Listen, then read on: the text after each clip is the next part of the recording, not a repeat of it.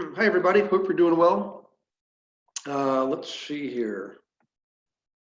Let me just double check a few things and make sure everything's set up properly. So hang on just one second, please. Make sure that's all open. Okay.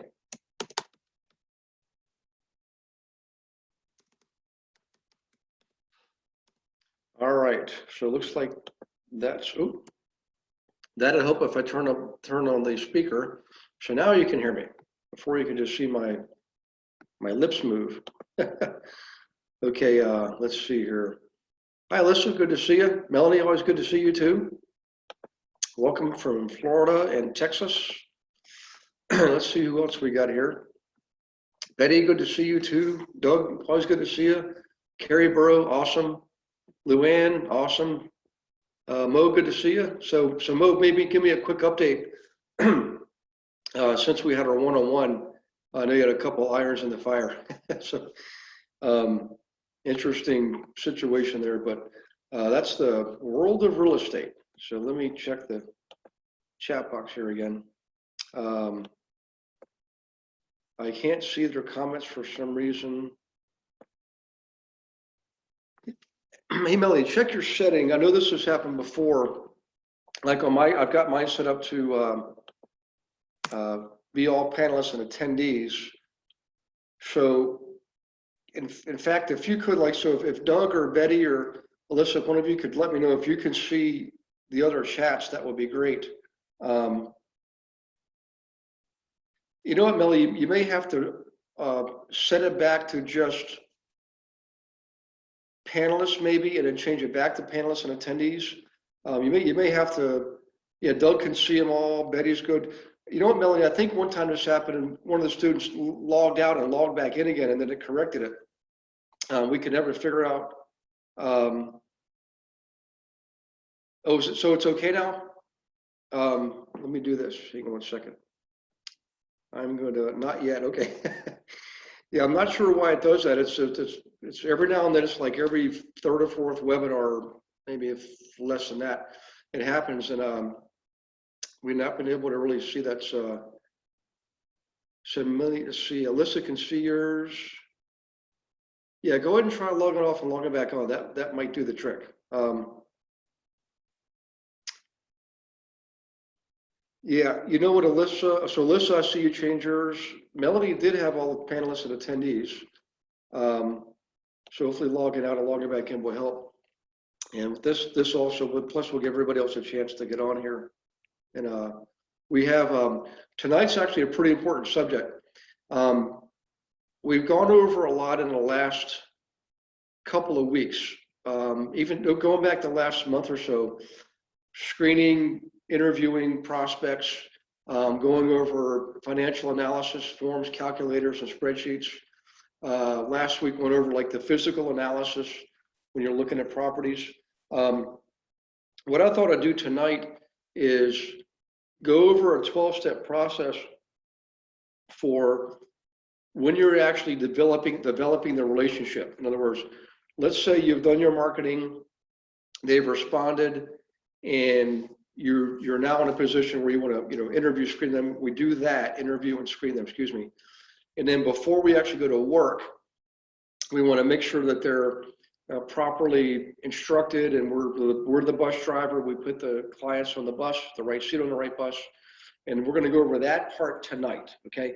In fact, what I'll do is when we're done that, I'll go over the whole sequence of steps when it comes to work with the steps with investors. What do you do first, second, third, fourth, and fifth? And then I have an announcement at the end related to the investor clubs we're creating around the country. So I did the outline for it, and I want to share that with everybody. We'll go over that towards the end. So in any case, just real quickly, everybody make sure the next day you get the email from Beverly. It'll have the recording of the webinar course. It also will have the schedule of upcoming webinars. That's towards the bottom. You click on those links and register for those webinars, and any other updates to the systems or platforms will be in those emails also. So if you could do that, that would be awesome. Hey, Melanie, are you okay now, or is it still the same thing? If you could let me know that, that'd be awesome. Looks like, I'm hoping you logged back in by now. Let's see. Let me refresh the participant list and see what we got here. So Tom joined us. Hey, Tom, good to see you, buddy. Doggone it, still can't see the chats.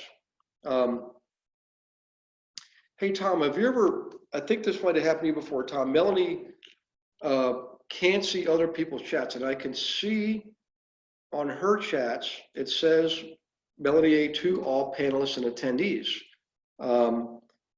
That might have been you, Tom. It happened several weeks ago, a month or two ago, perhaps.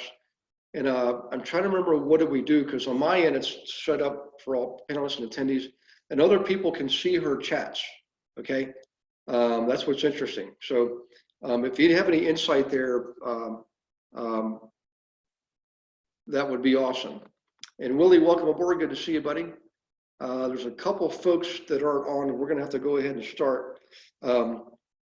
So Tom, let me know if you got any insight there, even from a technician standpoint. We tried logging in, logging back, logging off, and logging back in. She tried changing her setting from panelists to a panelist and attendees and back and forth like that, and still she's not seeing each other's chats. What I'll do, Melanie, is I'll call them out. That's what I'll do. I'll verbalize them for everybody. How about that? Okay, we have more attendees. Let me just double check here and see who else has logged in since we started. So Alyssa, Betty, Doug, Carrie, Luann, Melanie, Mo, Tom, and Willie. Yes, so Tom, she did that. She chose panelists and attendees. I can actually see it on her chat. What I'll do is I'll just verbalize them then is what we'll do. So I apologize. I wish we had a better answer for that. Might be a good Google subject, okay, and see what pops up.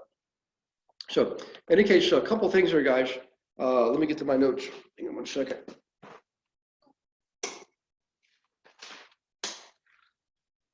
So far, let's just kind of pace ourselves through the sequence of steps here when it comes to working with investors. So step one is always you want to identify a market you want to work with. The market being what type of investor, flipper or owner or landlord or both, but also more importantly the characteristics of the investors you want to choose to work with. In other words, do you want to work with engineers or dentists or chiropractors or firemen or policemen, so forth and so on? Okay, business owners always make good investors. So you want to picture the avatar and create that picture first, because your marketing should speak to that avatar. Avatar being your ideal client. It could be several avatars, okay? But let's just say it happens to be engineer. You want to literally like define the engineer as a client. And I mean, as far as actually writing things down, like, what's important to them? How do they think? What do they think? What are their habits like? Things like that. So when you create marketing, like the booklet, for example, or other things like Facebook posts, you can use terminology that they understand and recognize and basically will resonate with, okay? And that's what allows you to get higher response rates, which leads to, of course, higher conversion rates. The conversion rates come not just because of higher response rates, higher conversion rates also come about because they feel like you're working for them. You're speaking the language. They feel like they know you, like you, and trust you. And that's probably one of the most critical things you can remember is we're the same way. All consumers behave the same way. Before we work with somebody or choose whatever it is we're offering, product or service, we really want to feel like we have some degree of knowing them, liking them, and trusting them. And usually it comes in that order. First, they get to know you a little bit, decide they like you, and then decide to trust you. With some people, it's instantaneous. You've probably noticed that with people you've met in the past and you're instant friends. Sometimes it takes a while. There's no pattern for that. It's just some people just basically connect more strongly than others. It happens to everybody. Same thing in life. You have people you connect with instantly, and others it took a while. It's the same thing everywhere. So same thing with this. That's why your marketing has to be consistent. You got to keep doing it. Don't ever stop marketing. Whatever you start, make sure you go through the 12 steps. Usually they're 12-step processes. So anyway, so back to this, marketing's first. Now, let's say they respond to you, right? You got a response rate. you want to screen them and interview them. So you call them back, you set up an appointment, and you screen them and interview them. And we've gone over that. You can look back in the previous webinars and see what are some scripts you can use, some questions you can ask to screen and interview them, okay? In any case, so now we're at the point where we're gonna take it a step further and decide we're gonna work with them. So this is where I'm taking off tonight, okay?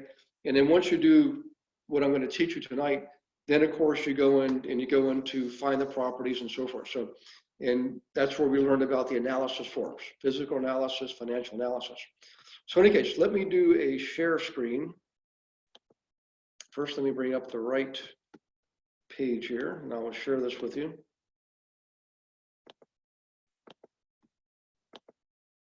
Okay, and I do have one new chat, so let me please check that if you don't mind. And this is from Tom. Oh, Tom. So Melanie, it's back to you from Tom. Tom suggests minimize your window, Melanie. Minimize your window. Then go to more. That's the more button at the bottom, and select chat. Okay, so I'm going to copy Tom's message. Thank you, Tom, for doing that, by the way. And Melanie, I just typed it in for you as well, as so you can hear me and also see it. So what Tom's saying is make sure you're not in full screen mode on Zoom. Tom, Melanie says thank you. Although Tom, you can probably see Melanie's chat. But at the bottom, Melanie, if you move your cursor around on the far right of your panel, you'll see the more box. And then you just put your cursor over that, and chat should be at the very top of that. Then you click on that and you can see the chat. See if that doesn't change things. Melanie, that would be awesome if it did. Okay, now back to this. So this is in your learning material. Now, for those of you who've been in the program prior to March, you may still be on the old format. If you are, there was information sent out in March. This was even, I think, right before the coronavirus shakeup. Is we had taken the learning, we changed learning management systems, and we took the material and basically restructured it for the investor agent program to go from 5 modules to 10 modules.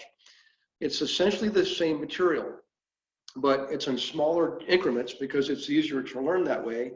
Number one. Number two is we restructured some of it to be more in alignment with how we have to learn it, the sequence we have to learn in, and how we actually learn, how our minds actually work when we learn.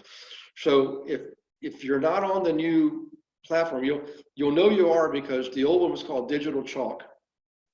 And this one is you log into Silver Level. You've got to log in first to Silver Level, right? Then you click on your dashboard, and when you click on dashboard, you'll see the investor agent program there. And if you click on that, you'll see it has 10 modules. That's how you know, okay? Well, this, what I'm showing tonight, is in module 5. There's another version of this, I believe, in module 6. Tonight's version we'll go over has to do with people who are flipping homes, the checklist, how you work with flippers. If you do this, you can pretty easily learn the one for landlords, okay? It's just difference. Instead of analyzing here on flips, we're more interested in, you know, what it's going to take to remodel a place and what is after repair value and things like that. With rentals, more interested in cash flow, income, expense, okay?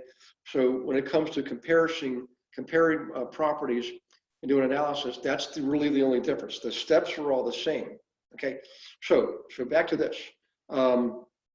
This is assuming you've already had your conversation where you've interviewed and screened them, okay? I'm not going to go over all that tonight because we've already done that. And you can go to Silver Level in previously recorded webinars and find that going back probably in the last month or two, okay? So in any case, what I do is, in the interview, once I've determined their readiness, willingness, and ability, timing, motivation, readiness, willingness, ability, right? I will go ahead and move into execution mode. So what I do is this. I have them send an email to me, okay, and this is where we're going to take off tonight. I have the prospects send an email to me recapping our conversation. Remember, I just done an interview. They don't know there was an interview, but essentially that's what I did. And I was able in the interview to determine what, do they know what their credit score is? Do they have an available line of credit? Do they have, what do they have in savings? Remember those three criteria? And also I was able to focus in on, were they more interested in flips or more interested in rentals? And did their ability match that type of investment? In other words, some people don't have a lot of capital, so maybe flipping is not the best thing, because if they did, they'd have to borrow money from a lot of other people and it could be risky, all right? Whereas on rentals, you basically need a down payment. You can even buy no money down, but I don't advocate that. I like putting money down. But they've only got to put down 20%. The bank finances the rest, and the property produces income from day one. So remember, different types of investments would match different types of clients based on their credit worthiness, availability of cash, and if they have an available line of credit, okay? So I had them send me an email recapping the conversation in their own words, and I actually ask them that exactly just like that. I'll say, hey, Tom, this was a great conversation. I'm looking forward to working with you. Would you please do me a favor and send an email to me recapping our conversation in your own words, just like that. I've never had anybody give me a rebuttal on that. I've had people question like, really? Well, they will say, well, shouldn't you send me the recap?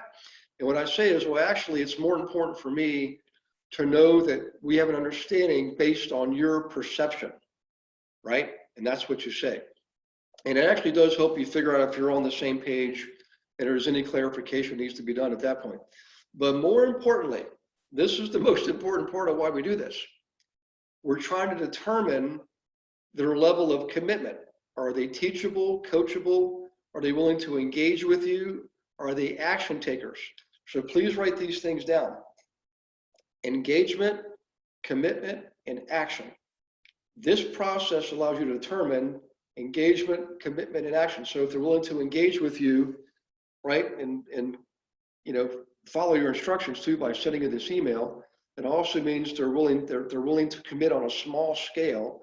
So if they're willing to commit to sending you a 5 or 10 minute email, they're more likely to be able to commit when it really counts, like when it comes to buying or selling a property. And the action part is they actually followed through and took action and sent the email. And this is so critically important because if they won't do that, if they won't send you the email, just let's do a quick quiz here. So here's the question, guys. And I'm going to open up the chat box here.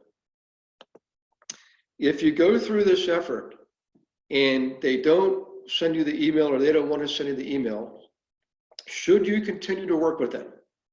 And so let's see what the answers, type in your answers. Tom was very first, within a fraction of a second, said no. Melanie says no. Carrie Burrow says no. And you're absolutely right. And I know I don't want to sound harsh or mean or anything like that, but guys, I've been doing this for a lot of years, and I'm telling you, some of these lessons I've had to learn, over and over again, because I tend to be a little bit on the stubborn side. But the reality is they're showing you with their behavior what it would be like to work with them, and it'd be like pulling teeth. Now, some of them, like Doug said, nurture, and I actually have tried that. You can have some success with that, okay? But over time, what will happen is you follow along and you do more of the exercises, you'll find that you'll want to spend more of your time with the ready, willing, able now people. And maybe you have someone on your team, you can have that client or prospect continue with them in a nurturing sequence. But in any case, so the bottom line is, I had an old doctor friend of mine said it perfectly. He said, believe them the first time. One of the most valuable lessons I've ever learned in life. It applies to business and personal relationships too. Believe them the first time. What they show you the first time, that's who they are, okay? So in any case, now, assuming, Lisa says, can you check back in a week if you have time? Alyssa, you can, definitely try it. I mean, I wouldn't say don't try something. I mean, heck, I'm just one person, and there may be an approach out there, like Doug said, nurture them. And I did do that, and it does work. But for the most part, my experience has been, I was just having more success working with the people who did follow through, and I didn't have to worry about so much the ones that didn't. And in fact, there were some, I was kind of glad I didn't find. Just some people are just plain difficult, you know. So in any case, back to this. The ones who do follow through, here's what you do, right? And at this point, you probably already have their name, email address, and phone number. If you're missing any of those three, you'll want to go ahead and get that at that point. Say, please include in the email, I don't have your whatever, you know. But most cases, you'll probably have it all at that time. Now, in normal times, we would set up on a search on the MLS systems. Right now, though, there's a caveat here, and the caveat is this, is you have to go out and use grassroots efforts to find the properties. We talked about that last week and the week before, and I'm gonna challenge you again. In fact, I'm gonna keep doing this until we're through to the next part of this business cycle we're in. There will never be a better time than now for you to sharpen your skills on getting listings. I mean, this is the first time we've seen this like this in like 10 years, okay? And you know, it's just inevitable. It's a mathematical certainty. You know, we can't tell you how wide or deep or long or broad, but it's absolutely going to happen. So be prepared. You know, don't wait. I mean, I saw a lot of agents evaporate in the last recession. Half of them, in fact, just gone. You know, so the ones that stayed around were the ones that did these things now before the shoe dropped. Okay, so part of this is just, again, quick pause here. Please focus on the techniques to get listings. Use the techniques where you use Penny Saver, Green Sheet, Craigslist ads, and follow up with those people. Jamila did it, and she's working on a 12-unit listing as a result. Use RealFlow, use your lead gen system I bought for you, and just create your campaigns and contact them through the mail, through Facebook. You know, be careful with phone calling because they may be able to do not call this, and even be careful with emails. The first time out of the gate, if you're contacting somebody cold, you know, you can try cold calling. It works with owner occupants. It doesn't really work so well with investors, but it'll work. But more importantly, make it a combination of things, right? I'm off tangent. I'm going off in a tangent just for a moment, okay? So we'll get back to the subject in a second. But I would recommend combining paper mail, sending them something in the US mail, all right? I would recommend a follow-up. Maybe go drive by the neighborhood where you're sending letters, look for people who are out and about, or if you're up in Canada, out and about, and go and approach them. Say, hey, I'm Mo, I'm Melissa, I've sent you that letter. You know, I mean, obviously starting with building rapport first. Let them know that you're from the area, you have an interest in the neighborhood because you have clients interested in buying in that neighborhood. And if you're really on top of your game, you'll bring some information with you, like a formal CMA, active pending sold, one sheet each for properties in the area, just like theirs, okay? We'll save that for a different day, but the bottom line is this: is having a 2 or 3 part approach is always better than a singular approach. So mail, something in the mail, follow up by going around in person. Betty's done that, right? And also then you can follow up later on with maybe something on Facebook, or then a phone call, or perhaps an email. But that should be the third step. There are markets where we do door knocking and cold calling first. There's no doubt about it. But generally those are generally used more for owner occupants and not investors, okay? So in any case, back to this. They send you the email, all right? And here's what you do next. You don't actually start searching right away. What you do is this: you send them your agency agreement form, okay? And what you do is you put in there already pre-filled and say, wonderful, I look forward to working with you. Please sign my agency agreement. This commits me to working with you. It gives you extra added benefits over and above normal agency. When you're a client, by signing this form, I keep your information completely top secret, and any information I find out on the other parties, I willingly, gladly, and openly share with you. Under a simple consumer relationship, you don't have those extra protections, right? So make sure they know that. Put that stuff in there. When you get that return to you signed, now you've got yourself a bona fide client, okay? And then you can go searching. So we're going to talk about searching here in just a second. But let me please check the chat box because I saw another one come in.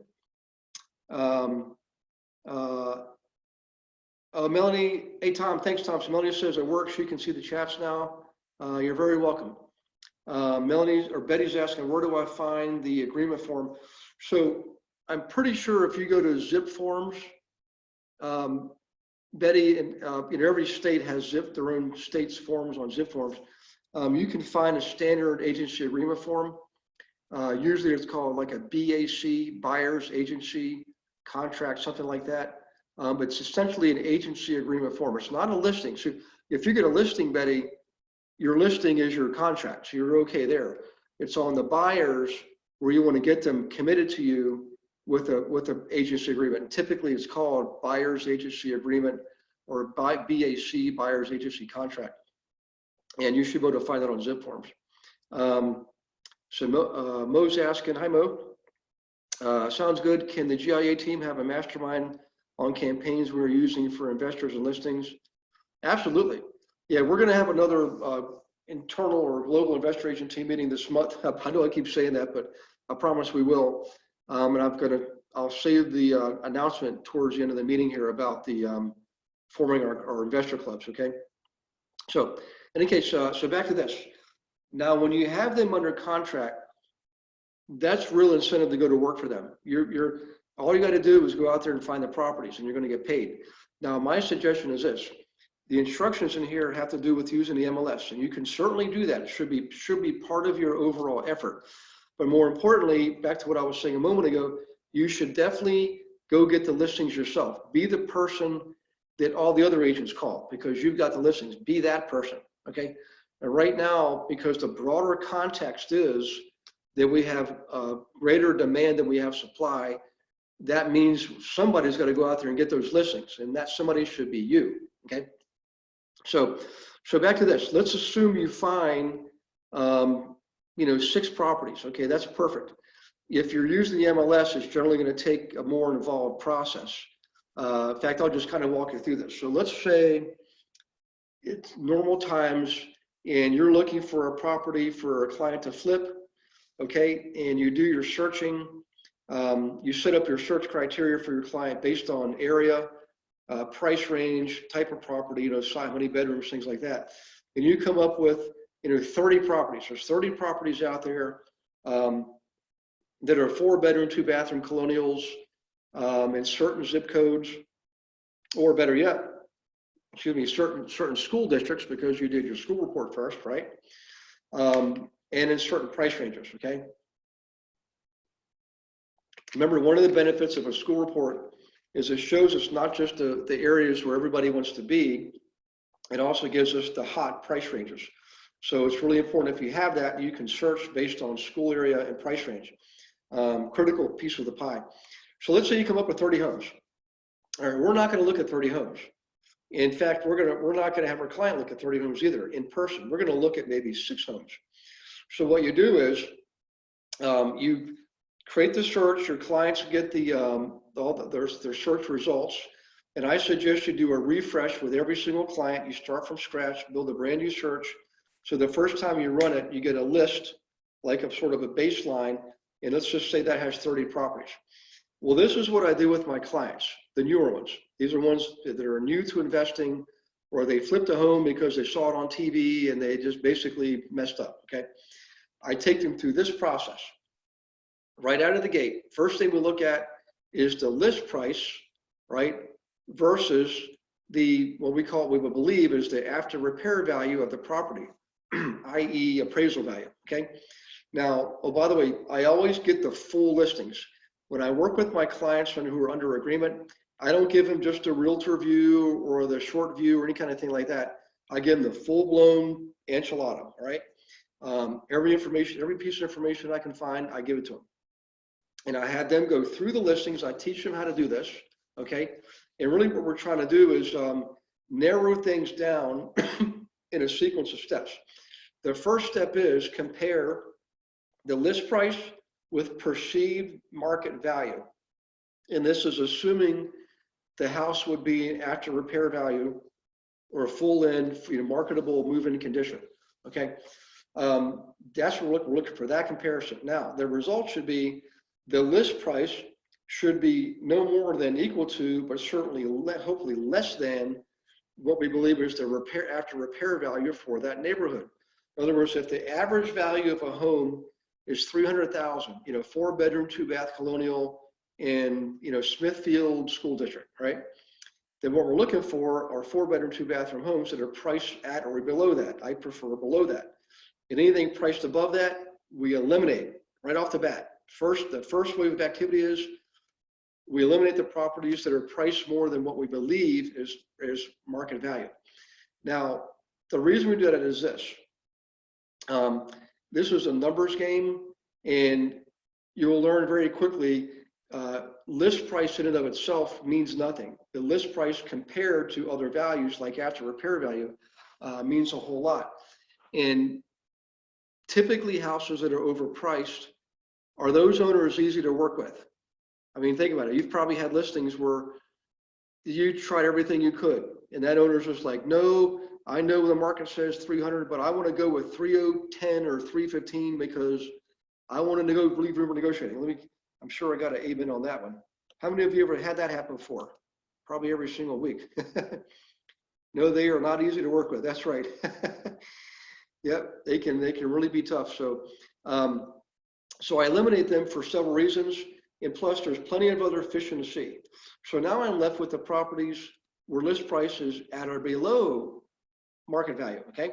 Now here's what we do. Then we go through the second wave of activity, and we look at the most basic characteristics. All right, square footage of the house, the square footage of the bedrooms. Did it have 2.5 bathrooms, not just 2? Does it have a 2-car garage? Whatever is commensurate with that neighborhood, this property should be right in the line. I mean, you really got to be careful with this step here, because you may look at something that's lower priced, but maybe it's because it's an inferior house. I don't mean as far as the quality and all that, but I mean as far as the size and architecture. So in other words, if you're in a neighborhood where every house is 4 bedrooms, 2.5 bath, and 2-car garage, and a finished family room and a finished basement, you don't want to try to flip a home that's only got 3 bedrooms. Okay, if that home is an oddball home, I would not suggest flipping that home in that neighborhood. Yes, it can work. I'm not saying it won't work. I'm just saying if the home is screaming 4-bedroom, 2-bathroom homes, most people moving there are going to want a 4-bedroom, 2-bathroom home. And so you want to provide that to them. So in any case, that's what we're looking at. We're looking at pictures, the kitchen, the bathrooms, any pictures we have on the property, the roof, the exterior, the yard, the whole 9 yards. So we're looking at that, and we narrow things down more, okay? Maybe now we're down to, say, 10 to 15 properties, right? The next thing we do is this. We're going to have we can do one more step, by the way. We can go back and look through a third phase. A third phase would be looking at the tax assessor's database, looking at their information, see when it was last sold. You can usually see the last 2 or 3 sales. How long were they owned for? What were those sale prices? What are some of the comps that the assessor gives us? What do we know about the area? All those little nitty-gritty details can either spell success or failure, right?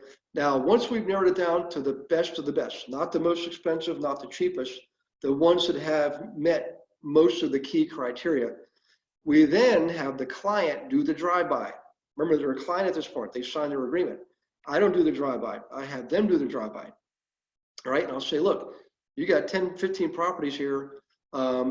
Your assignment is to narrow this down to, you cut that in half essentially, 7, 8 properties at best. So then the client does that. Then they call me back and say, okay, we've got our list. I have them send me the list. This is all in your instructions here, by the way. Have them send me the list. Let me just scroll down here. All right. And when they do, we're going to do a phone call. Now we can do a Zoom call, obviously, and go over the final list. And what I'll do is I'll help them prioritize them, maybe eliminate one or two more. Maybe I might even add one or two in from the ones they deleted, ones they eliminated. It depends just on what they present to me. What I'm trying to do at this point is I'm not trying to make their decision for them. I'm trying to guide them and assist them and consult with them and advise them. And that's, if you read your code of ethics, doesn't matter what state or province you're in, that's what it says to do, right? Advise, consult, and guide, okay? But they make the decision. In this process, you've probably gathered, I'm doing some teaching, and I absolutely am. And guys, I would write this in big bold letters. The best investor client is an informed, educated investor client. Believe me, if you work with investors long enough, you'll realize you don't want to work with people who are not informed. They won't be making informed decisions, which means they could be making mistakes. And I don't care how you slice any pie, if something goes wrong later on, even though they may have made a poor decision or something, it's going to come back to you. They just always, my realtor didn't, whatever. Any case, so what we're doing now is we're trying to get it down to ideally 6 properties. That's it. I've determined over the years the human brain is incapable of compiling and processing information on more than 6 properties at a time. It's just my own science. Over the last 18 and 19 years, it seems like 6 for some reason is a magic number. Could be 5, could be 7, but essentially it's 6. Okay. Well, I'll set those appointments up. Okay. And then we'll actually go look at the properties. So in any case, let me just check the chat box here. I got a few chats coming in. Tom says yes all the time. So true. Yeah, that's exactly right. When people have asked me in the past, guys, when I'm teaching, realtors in their offices, everything sounds so good. And they're like, well, what's the downside stuff? And that's a good question. There's, like anything in life, there's the good and the bad, the yin and the yang, the pro and the cons. And one of my first responses is always, you know what? It has to do with the flippers. It's the most fun part of the business. It's fun flipping, and it's fun working with flippers. I love seeing somebody take a house that's bad and turn it into something really good, and you get rewarded because you get commissions and you get credit through the MLS for selling quickly and all that kind of stuff. But here's the downside. They have these expectations that everything's going to be perfect. They're going to make exactly what they projected. The rehab project will be exactly what they projected. It'll sell in less than 30 days and all these things. And they're all good projections based on statistics and averages. But the reality is sometimes it doesn't work out that way. Sometimes a project takes 4 months instead of 3 months, or it takes 2 months to sell instead of 1 month, or the market changes and they got to take a discount. Inevitably, they'll come back and they'll look to you. They want to blame somebody. And they'll say, well, why didn't you know this? Why didn't you see that? Why didn't you tell me? I'm like, man, I get the news just like you do, So in any case, that's one of the downsides with flippers is if it doesn't go exactly the way they want, they could have made a lot of money. I've had this happen. They'll say, man, I really feel like I should have made more. And, didn't you see this coming? It's just, it's just crazy. But in any case, I don't want to scare you. It's a lot of fun and you can make some good money. All right. Now back to this. All right. Here's the most critical steps in this process. What I'm going to go over now in the next probably 10 minutes is probably where your success or failure is made on these next few steps. And here it is. Remember last week we went over the property information form when you're walking through a property doing physical analysis. Okay. Well, you got to fill that out. Not you, but your client. And by the way, you give them these forms. Always bring blank ones with you. You give them the forms at the beginning of the day. Make sure they're prepared, flashlight, pen, pencil, and preferably, jeans and sneakers and, stuff like that. So if they step into something or you run the cobwebs, they're not going to ruin a nice suit or a nice dress. Okay. So make sure they're prepared because this is where the rubber meets the road. So you're going to go through the properties, right? Maybe do 6. It might take you, 3 to 4 hours. It just depends on how far apart they are. Your client is going to fill out the forms, all right? Now, they will have already done desktop analysis. They know because you've helped them figure out what is the ARV for the area, what are some of the recent sales, what are some other flips that occurred in the area, things like that. and you can have a rough idea of remodeling by looking at the pictures. You can see in pictures if a kitchen needs to be redone.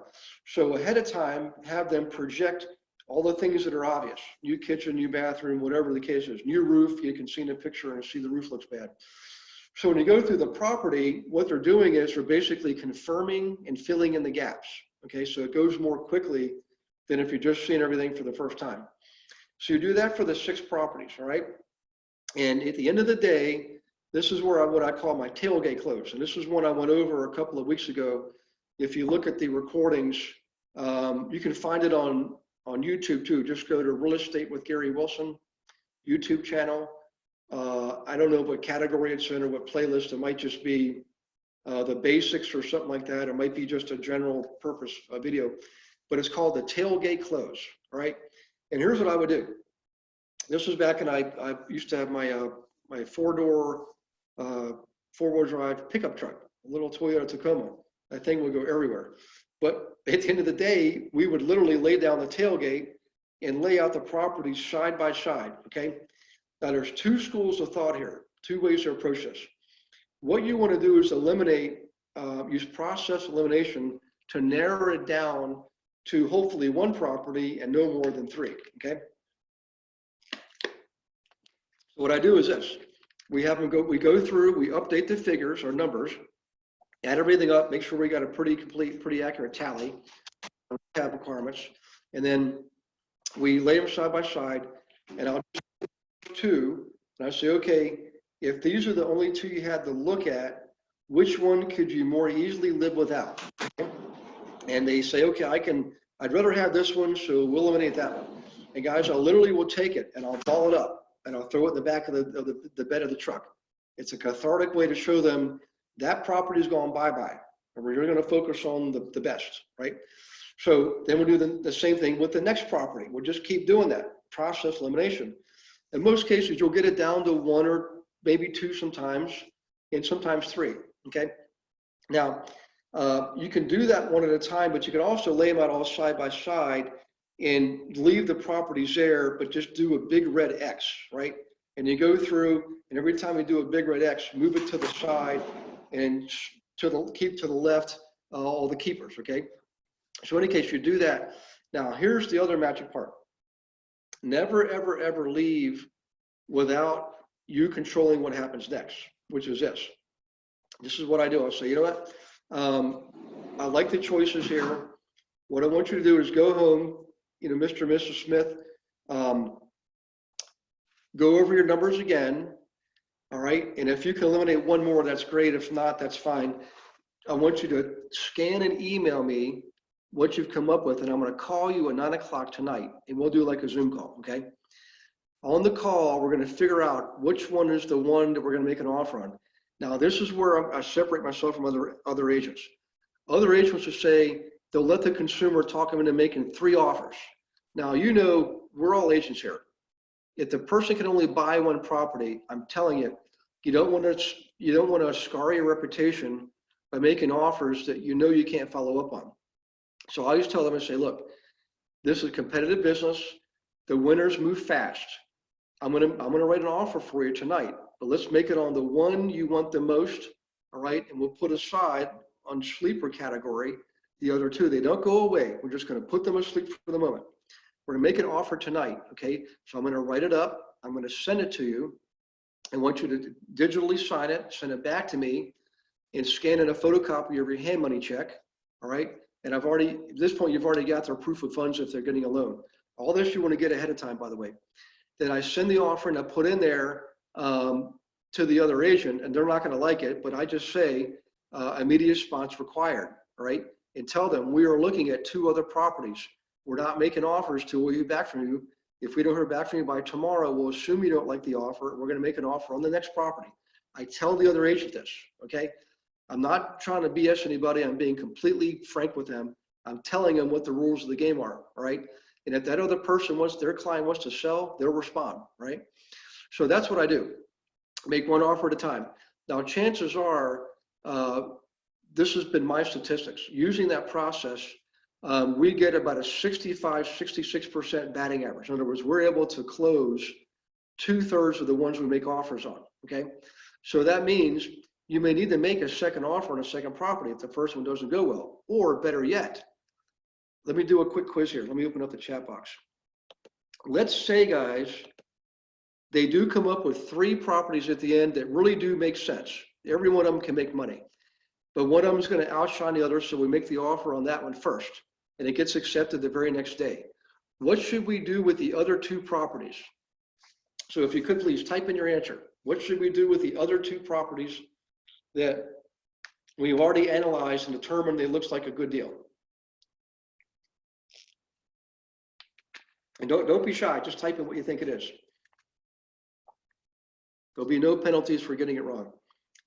Yay, Melanie. So Melanie's right. We're going to shop them to our other investors. Yeah, Mo got it. Carrie got it. Yeah, better call another client. Amen. So I tell you what, guys, we would move fast to this process. If you're wondering how I was able to do 110 transactions a year, this is how. We literally ran it like a system, and we didn't leave it open for discussion. Like, is there another way? No, we created we went into this with a presumption that this is the best and fastest way to do it, and it is. I mean, this is like a system. It is a system. Okay. Now let's take it one step further. Let's say you get the other one under contract, the second one. What about the third one? What should we do with the third property? Let's see who's got their thinking cap on. Who else should we be looking out for? Yes. Thanks, Melody and Carrie. Buy it yourself. And guys, that's exactly what I did. When I first started this, I was always doing my own analysis on properties and then doing the same thing with my clients. And I started realizing, why am I doing that? I can take one set of activities and leverage it multiple times. I would always put my clients first, right? Get them under contract, and the ones that, and they all knew, by the way. I used to have monthly meetings and they all knew each other.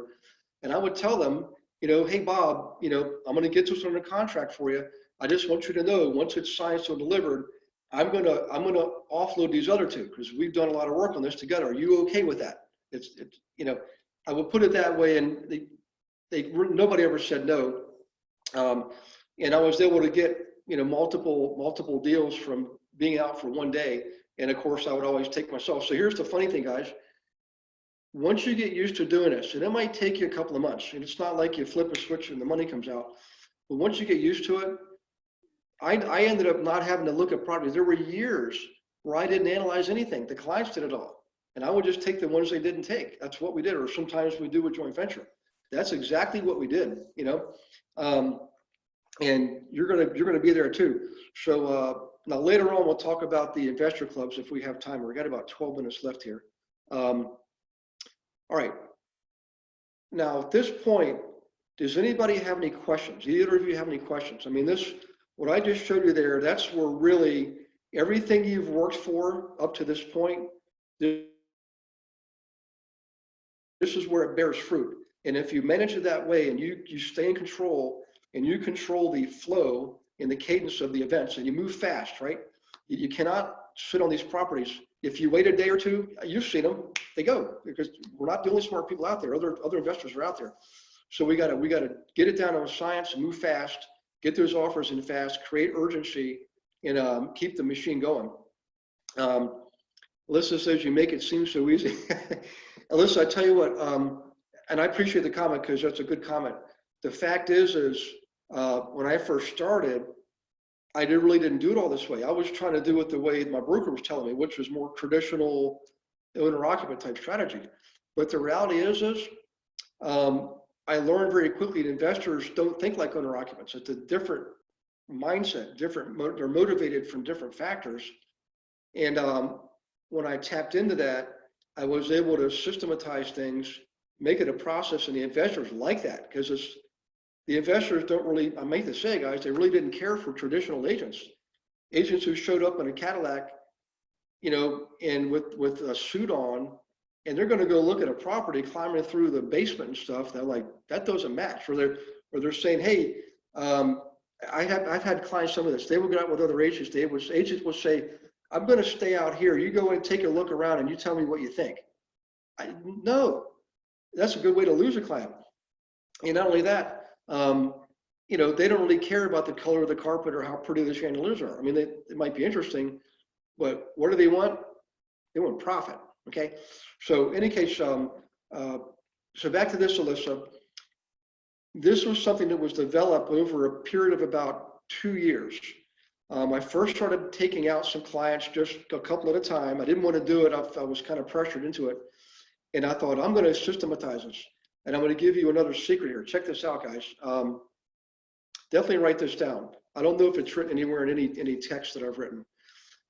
What I did was this, to control my schedule, is every Wednesday, I would, you know, have my planner, right? My daily planner, okay? And every Wednesday, I would send an email to the 10 or 12 people who I've already interviewed and screened are ready to look and ready to buy. They're ready, willing, able now buyers who've demonstrated, you know, readiness, willingness, ability, timing, motivation. They've passed the test. They sent me the email. So they've demonstrated engagement, commitment, and action, okay? Typically, maybe 5 or 6 of them were in the game now. They had the money lined up and everything. And another 5 or 6 were really close, right? Or they're getting their ducks in a row. I would send it to those combined maybe 12 people. And I would say, hey guys, just want to give you my schedule for next week.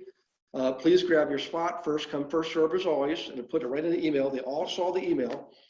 And I would give them, this is what I did. I gave them Monday morning, Tuesday afternoon, Wednesday, I did one evening a week, Thursday afternoon, Friday morning, and every other Saturday for a half a day. Because I did Boy Scouts and soccer and softball and all that kind of stuff, coaching with my kids. And what happened is, you know, I created urgency and scarcity because I gave the email to 12 people and it only 6 slots. And that's exactly what I did. Plus, I couldn't really tell sometimes the ones who were like on the fringes, like they could be ready, but maybe not right today. I had to test them. So that's why I would include the other 5 or 6. I want to test and see what their level of commitment is. So in any case, we got a lot of chats coming in from that. Alyssa says what Melanie said, can you please send us a copy of your ideal schedule, please? You know what I'll do, guys, is I will take a photocopy. I'll take a picture with my phone and I'll upload it to the computer and I'll send it to Beverly in attachment. She can send it to you guys. But for me, now that just worked for me. You know, I mean, some people, you know, I know several agents who do quite well working afternoons and evenings, and they keep their mornings free for themselves. I know agents who they want the afternoons free. They'll do the lead gen in the morning, they'll go out with people at night, and during the afternoon, they're able to run their errands and go to doctor's appointments and things like that, or go golfing. It's just my schedule was, I had people who were professionals themselves and often medical people like dentists. And I know dentists always golfed on Wednesday afternoons. Just go figure, that's just what they did. So I learned these things over the years, and I learned if I can vary my schedule to meet their demands, but under my control, I had a much more profitable business. You know, I was the bus driver. It allowed me to put the right clients on the right seat on the right bus. That one process right there is what got me out of traditional realtor mode where I was going out almost every night. I mean, seriously, guys, when I first started, and I got my license, I didn't want anybody knowing I had it, but my wife talked me into helping her friends, and then my broker said, hey, you got to do this and that, and I'm doing floor time and Sunday open houses. In the meantime, my little children were at home with no daddy around, right? And I'd missed a neighborhood birthday party or something like that. You know, and I'd finally had enough. I said, well, I'm going to tell the clients what my schedule is. And by golly, it worked. Alyssa, I literally did that almost out of necessity for my own sanity. And right off the bat, Alyssa, it worked. I mean, I never looked back. So in any case, I had some other chats here. Let me just see what they are. Let's see. Melanie's asking, how do you handle the objection to signing your buyer up because the investor has other agents looking for properties for them these investor clubs for the public, train them around here not to sign a buyer's. I know. So Melanie, we're going to create our own investor clubs, okay? For traditional investor agent students, I'll show you how to create what's called a workshop. Anybody that's on the global investor team, we're actually creating a network of clubs, and we're going to probably start that process maybe as early as next week. And so Melanie, then we get to control that. We don't have to worry about taking investors from other people's clubs, because that is what they're taught. I mean, I know I was one of them, but here's a great way to overcome that objection. Say, look, let's say Tom told me that. He said, hey, Gary, I'm working with 4 or 5 other agents. I've known them for years. They're good at bringing a property every now and then. I don't want to cut them off. And I'll say, Tom, think about this. You just told me you're working with 4 or 5 other agents, and they're bringing you an occasional property every now and then. Would you say that they're really committed to working with you based on that arrangement, right? In other words, they all know you're working with 4 or 5 other agents. Let's imagine you're an agent, and you're going to work with a client. They say, hey, I'm working with 4 or 5 other clients or agents. Would you want to work with that person, knowing that you could? And most agents are doing what? They're using the MLS. That means they all got access to the same properties. They're all showing you the same stuff, all right? And they know they got a 1 in 5 chance of earning a commission. What really good agent worth their salt is going to work for a 1 in 5 chance of earning a commission? Now, come on. You're a professional. You're an engineer. You're a dentist, right? You're a teacher. You're a pilot. Think about that. You're smart. Would you go for that deal? And by the way, Melanie, here's something else I've used that works. It's kind of a knee-jerk reaction. I did at one of my clubs, because I had somebody come in, join the club. He say, well, I'm already working with 4 other people, and I couldn't remember his name. And I said, let me ask you a question. Would you ask somebody to marry you if they told you they were dating 5 other people? Right? Now, maybe in today's world, who knows what's going on today, but most people would say, no, probably not. Same thing here.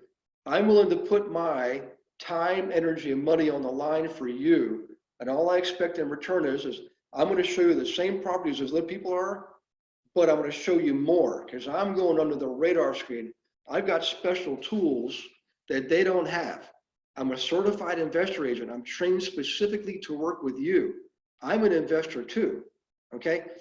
And by the way, one of these tools we have allows us to get all the property information on anybody who's going through bankruptcy, foreclosure, probate. We can look for divorce records. We can look for landlord-tenant cases. How many of your agent friends are doing that for you now?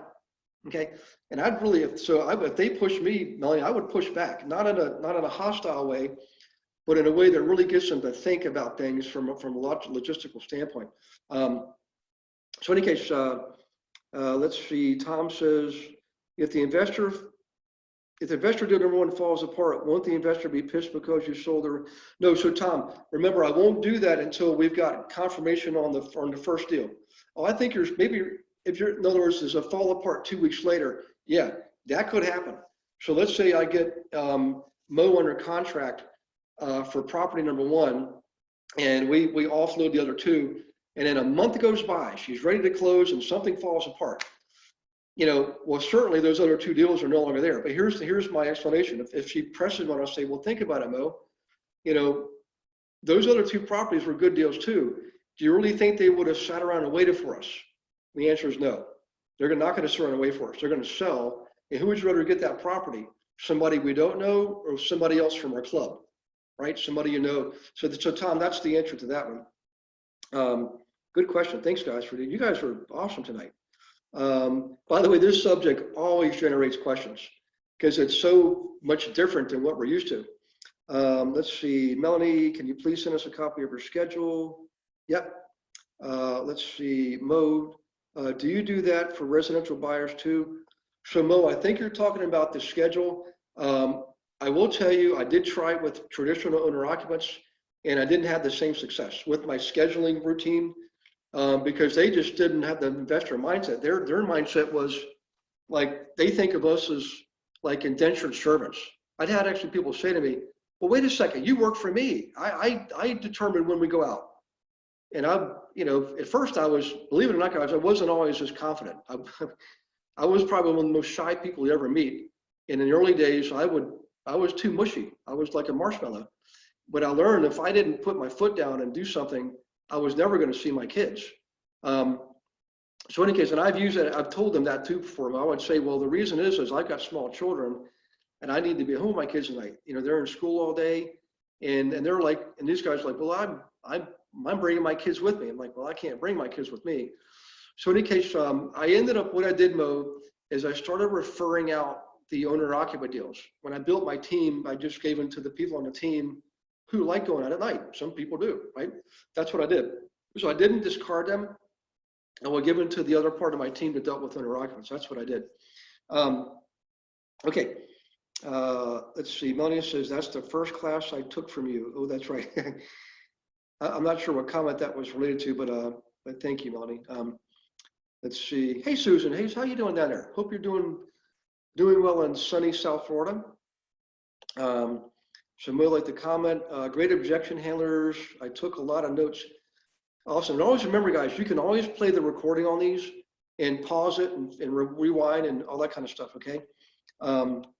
Let's see, Melanie, that's a good script to role play. Haha, yes, they do. I need to borrow some small children until I have my own. Love that, better to refer out. Yeah, I am. And I don't really have a problem, Melanie, with owner-occupants. I really don't. It's just, to me, it was the business decision. I was making more money with the investors, and I really wanted to focus on that for myself personally. That's really what it came down to. But I really did like the first-time home buyers. That was one of my favorite groups. I mean, man, they were usually just getting started. I mean, they're young, sweet, and innocent, and getting married and having babies. And I love babies. And by the way, I got some good news, guys. My daughter has, if you don't know the story, I won't give you the backstory, but she harvested 12 eggs, and they had fertilized 12 eggs. 6 of them survived, and they frozen the other 6, and she's now looking for a surrogate mother. So I'm hoping one of my nieces will step up to the plate, because it has to be somebody who's had a successful pregnancy, you're premenopausal. And oddly enough, they say if it's a family member, like a cousin, it helps because there's less chance of any complications later, like legal, like they don't want to give up the baby, that kind of thing. So in any case, we just found out that there's a really good chance I'll be a granddad here coming down the road. So I'll put my order in for 11 grandkids. That's my order. That's how many I want. So in any case, that was probably the best news of all in these last couple of weeks when I went down to visit my family. So in any case, oh yeah, thanks, Mo. So my goal is to be the youngest, funnest granddad there ever was. I mean, these kids will learn how to surf.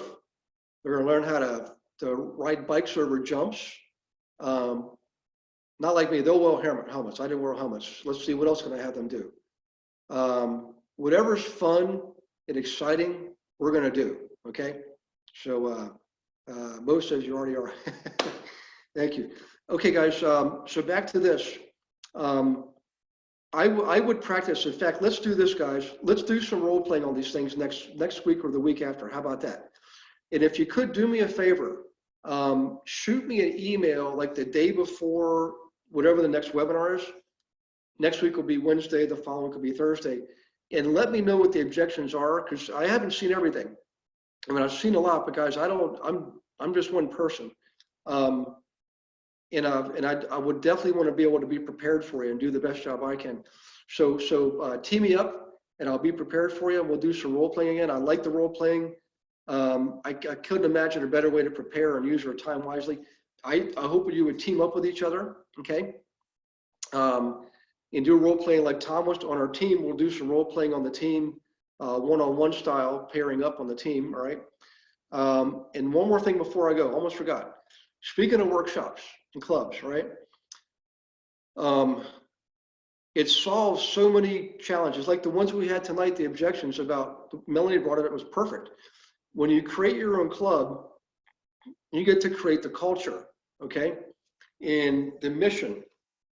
So for the students who are traditional investor agent students, I'm going to help you at the same time I'm helping my own team. I'm going to help you create your own workshops in your area, okay? Anybody on the team, on the global investor team, I've already got 13 clubs around the country. I'm going to help you set up your own club, and we are going to have a team, a network culture. So our culture's going to be there'll be a contract for you to sign. There'll be a contract for you to have your participants sign.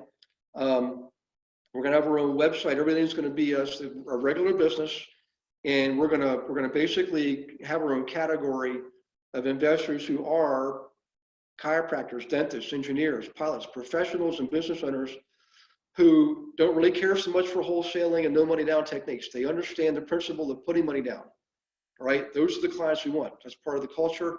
And the big thing is this: I've been looking for a thing to anchor it down. And what it is called the Healing House Foundation. I don't know if David Edwards is on here tonight or not. Every club I want to have be responsible for you and the members of your club purchasing a home that's going to be used for public service. A halfway house for recovering addicts, a shelter for battered women with children, a home for seniors that maybe can't afford a decent home in your later years in life. That's the mission. Healing House Foundation, and every club's going to be tied to that with minimum one house per club, and I'll be part of the whole thing. I'll be participating myself actively. So more to come on that. I've got the outline figured out. I've just got to get it in writing, and I got to run it by Bev and I got to run it by the attorney, make sure he can write all the contracts and everything. And it's going to be legitimate, full-blown business, set up an LLC, incorporated in Wyoming, the whole 9 yards. I'll take care of all that stuff. Don't worry about all that infrastructure stuff. I'll do all of that. All I want you to do is start to think right now, is this something you want to participate in? Because we're going to branch off and do this as its own little project. Okay, for every, whether you're on a team or not, you can participate at the workshop level. But in any case, you definitely have to have the burning desire to want to do this. It takes time to build, but man, is it worth it. It is profitable. It's going to position you for these next few years. Chances are it'll be your main breadwinner. But you gotta really grasp that investor mindset and want it for yourself. Okay. We got some good we got some good responses here so far. It's been one of my lifetime. It just came to me the other night. I'm sitting there. This is why I love that morning ritual I told you guys about. I mean, every prayer, meditation, every single day of my life. I don't have a day I don't do that. And that's where it came from. I realized that's how we can, and basically Healing House Foundation has been something I've been wanting to do for probably 10 years now. And I could not figure out a way to do it on a national scale. And it just never occurred to me to tie the two together. And I think it's a perfect fit. It gives us something to shoot for. It's bigger than ourselves. And it's comes from contribution. And I couldn't think of a better way to share our valuable resources and the rewards that we're given. I mean, let's face it, none of us do these things on our own. I credit God for every single thing, including the ideas, especially the ideas, and I credit you for being willing to participate, because sometimes it takes work, right? But it's worth it. There's no greater fulfillment than having somebody say thank you, okay, for something you did, gave them a shelter. You can't imagine what that, I've done it before, just not on a large scale like this, and it's an amazing, you can't put a price tag on it. So in any case, more to come on that. That was the announcement I was going to make. In the meantime, please practice what we preached tonight. This is longtime Habitat for Humanity volunteer. Awesome. I tell you, listen, this is every day another layer is unraveled. So thank you for sharing that. Any case, guys, take care of yourselves over the next week. I'll see you next Wednesday. Practice what you learned tonight. Go review your notes, review the recording, put it into play, and get out there and swing the bat. And now is the time to really hunker down and get those listings, guys, okay? And I will see you next week. All right, take care, and God bless. Bye-bye. Oops, gotta stop the share screen.